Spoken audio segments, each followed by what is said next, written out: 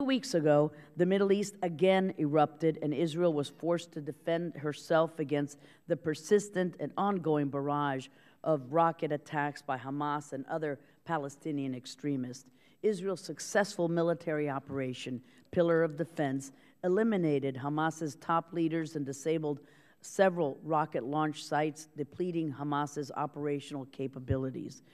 This is not just about specific actions by Hamas in Gaza, but about a Palestinian Authority that does nothing to rein in Hamas and other Palestinian extremist groups and allows intolerance and incitement to violence against the Jewish state to fester.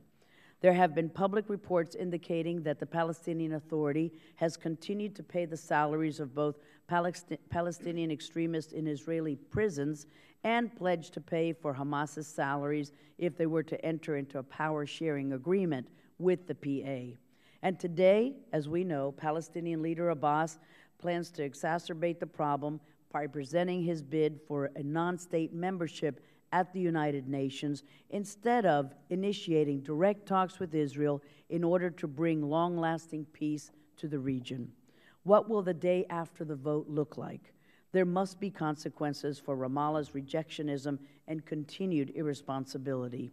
The constant sound of sirens as rockets from Palestinian extremists head toward Israeli towns and cities is a sobering reminder of the imminent threats facing the Jewish state.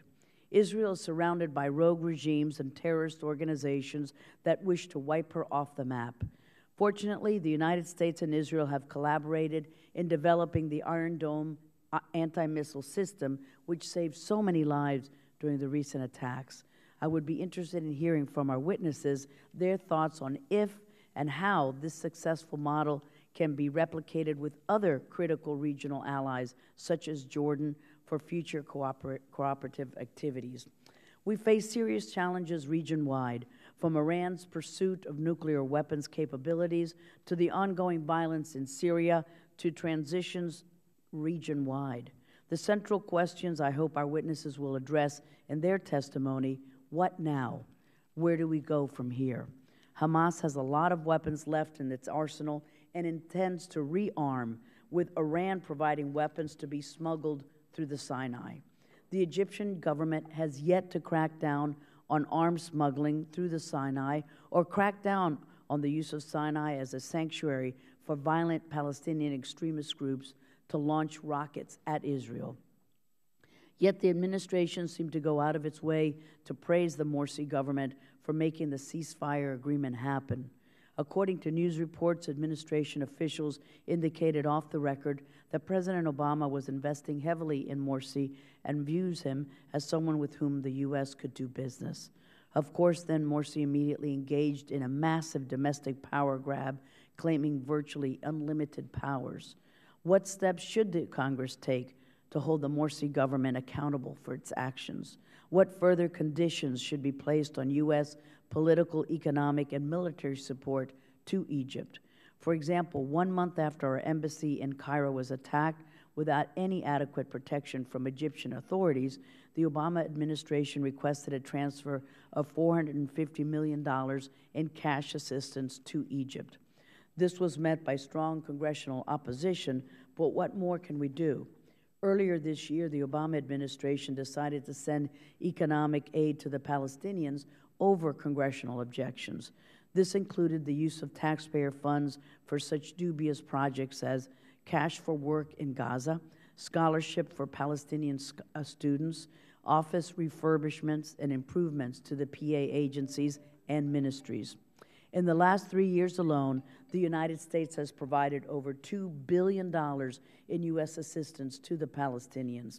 Yes, yet this did not serve as an inducement for the Palestinians to act responsibly, to effectively fight extremism, to pursue sustained, unconditional, direct negotiations with the Israelis, or to abandon their unilateral statehood scheme at the UN.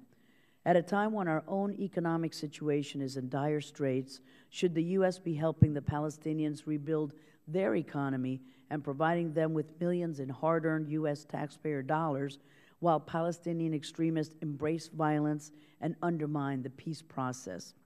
Finally, we cannot forget the existential threat that a nuclear Iran poses to Israel, U.S. allies, and national security interests in the region.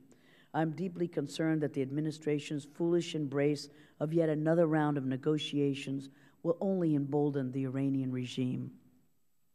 Rather than embarking on this dangerous and foolhardy course, we must accelerate and expand our sanctions and work with like-minded allies to strengthen their bilateral sanctions regimes, to compel the Iranians to verifiably and permanently abandon their dangerous policies. As events unfold, we must closely analyze our foreign policy objectives in the region and scrutinize every taxpayer dollar being spent in this fragile economic environment to ensure that we are able to regain lost leverage and effectively pursue our national security objectives. And with that, I'm pleased to yield to my friend, the ranking member, Mr. Berman, for his opening statement.